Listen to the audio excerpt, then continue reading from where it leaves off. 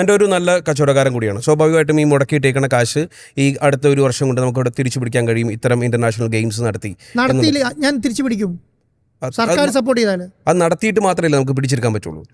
ഞാൻ അതാ പറഞ്ഞത്. ഇപ്പോൾ അർജന്റീനയെ കൊണ്ടുവരാൻ കഴിയില്ല, കൊണ്ടുവരാൻ വഴിയ ടീമിനെ നോക്കും. ഇല്ലി വലിയ നഷ്ടം സഹിക്കേണ്ടി വരും. സഹിക്കുക. M4 നഷ്ടപ്പെട്ടപ്പോൾ സഹിച്ചില്ലേ? M4 നഷ്ടപ്പെട്ടപ്പോൾ സഹിച്ചു. ഞാൻ 400 കോടി രൂപ എൻ്റെ കയ്യിൽ നിന്ന് പോയി. ആരെങ്കിലും കൊണ്ടു തന്നോ?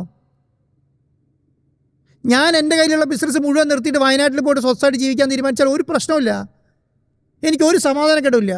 അല്ലെങ്കിൽ രവി പിള്ളയും പിന്നെ യൂസഫ് അലിയൊക്കെ ചെന്നാൽ ദുബായിലും ഖത്തറിലും സൗദിയിലും ബഹ്റൈനിലൊക്കെ പോയി ജീവിക്കാം. എന്നെ ഒരാൾ ചോദിക്കാൻ പറ്റില്ല. ഒരു ഇൻകം ടാക്സ് പിടിക്കില്ലോ, GST പിടിക്കില്ലോ. എനിക്ക് എന്തിനാണ് ആൾക്കാരെ ഇത് മേടിക്കുന്നത്? ഇപ്പോൾ എത്ര ആൾക്കാർ ജീവിക്കുന്നത്? 12,500 ഫാമിലി ജീവിക്കുന്നില്ലേ? ജീവിക്കുന്നുണ്ട്. ഇപ്പോൾ ചന്ദ്രശേഖരനെതിരെ പരാതി കൊടുക്കുന്ന സമയത്ത് നമ്മുടെ കോൺഫിഡൻസ് അതാണോ? അതായത് നാളെ ED വന്നാലും എനിക്കൊന്നും ED അന്വേഷിച്ചതല്ലേ? ഇവർ പറയുന്ന മുട്ടിൽമരം മുറി കേസിൻ്റെ അകത്ത് ഇവരൊക്കെ തന്നെ കൊടുത്ത പരാതിയെ മേലെ കഴിഞ്ഞതല്ല അന്വേഷണമൊക്കെ. പിന്നെ ഏതിലാണ്? ഏത് മെസ്സിനെ കൊണ്ടുവരുന്ന കാര്യത്തിനകത്തോ? എൻ്റെ കയ്യിൽ കള്ളപ്പണം ഉണ്ടെങ്കിലല്ലേ ഞാൻ കഴിഞ്ഞ വർഷം ഞാൻ അടച്ച ടാക്സിൻ്റെ എമൗണ്ട് അറിയോ മാത്തൂന്? അറിയോ? എൻ്റെ കമ്പനി അടച്ചത് 50 കോടി രൂപയാണ്. 50 കോടി രൂപയാണെന്ന് 2024, 25, 23, 24 കാലങ്ങളിൽ ഞാൻ ടാക്സ് അടച്ചത്. ഇന്ത്യയിൽ ബിസിനസ് ചെയ്തിട്ടാണ്. 50 കോടി അടയ്ക്കുമ്പോൾ എത്ര ശതമാനമാണ് ഞാൻ ടാക്സ് അടയ്ക്കേണ്ടത്? 30% ഞാൻ ടാക്സ് അടയ്ക്കേണ്ടത് അല്ലേ? അപ്പോൾ എത്ര കിട്ടിയിട്ടുണ്ടാവും ലാഭം? അപ്പം ഞാൻ 50 കോടി രൂപ കൊണ്ട് ടാക്സ് അടച്ചിട്ടുണ്ട്. എനിക്ക് വല്ല കാര്യമുണ്ടോ? ഇവർക്ക് അറിയോ? അത്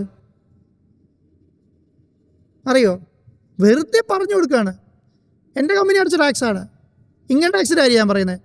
അപ്പോൾ എത്ര കോടിയാണ് GST അടച്ചിട്ടുണ്ടാവും? വെറുതെ പറയാണ്. അയ്യോ യമറാജ് അങ്ങനെ, റിപ്പോർട്ടർ ഇങ്ങനെ, ഇൻഡോവേഷൻ അങ്ങനെ, വെറുതെ പറഞ്ഞളയാണ്. എന്നാൽ രാജീവ് ചന്ദ്രശേഖരൻ അടച്ച ടാക്സിനെ കണക്ക് തുറന്ന് മുന്നോട്ട് വെക്കട്ടെ. അതും കാണിച്ചു തന്നാൽ മതി. അടച്ച ടാക്സിനെ കണക്ക്. ഞാനിപ്പം നിയമസഭാ ഇലക്ഷനും പാർലമെൻറ്റ് ഇലക്ഷനിലൊക്കെ കണ്ടല്ലോ ടാക്സ് അടച്ചതിൻ്റെ കണക്ക്. ആ മനോരമ അടച്ചതിന് മാതൃഭൂമി അടച്ചതിൻ്റെ അടുത്ത് മുന്നോട്ട് വെക്കട്ടെ.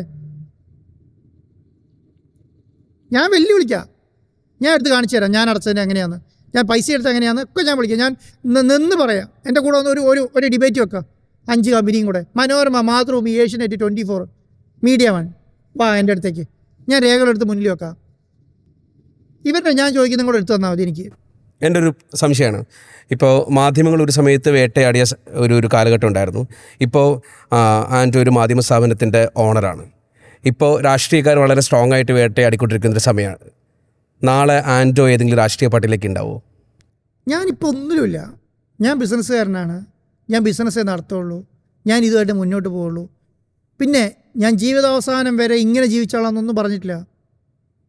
എന്നെ കൊടുക്കാം, നിങ്ങൾ കള്ളക്കേസ് എടുക്കണം.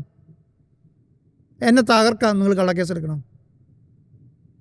അല്ലെങ്കിൽ നിങ്ങൾ വഴിക്കേണ്ടില്ലെങ്കിൽ കൊല്ലണ്ടി വരും. അല്ലാതെ വേറെ ഒന്നും ചെയ്യാൻ കഴിയില്ല. കാരണം ഞാൻ അങ്ങനെ ജീവിച്ചിട്ടില്ല എന്ന് എൻ്റെ കൂടെ ഉള്ളവർക്ക് മുഴുവനും അറിയാം.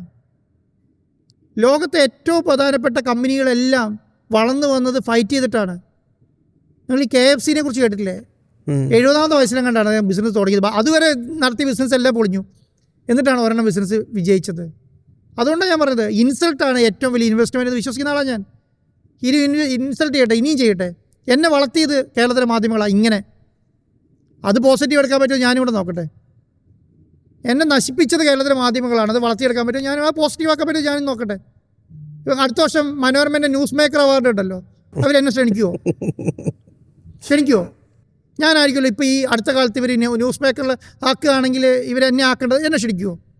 അതിന് തൻ്റെ ഇടം മനോരമയ്ക്കുണ്ടോ? വെറുതെ ഇരിക്കുമോ? ആൻഡോ അങ്ങനെയാണ്, ആൻഡോ എങ്ങനെയാണ്? മീഡിയ വൺ ചർച്ച ചെയ്തല്ലോ. എന്നാൽ ഞാനൊരു കാര്യം, മീഡിയ വണ്ണിൻ്റെ മുതലാളിമാരുടെ ലിസ്റ്റ് ഒന്ന് എടുത്ത് പുറത്തേക്കിട്ടെ, ഡയറക്ടർമാരുടെ പോസ്റ്റ് എടുത്ത് പുറത്തേക്കിട്ടെ.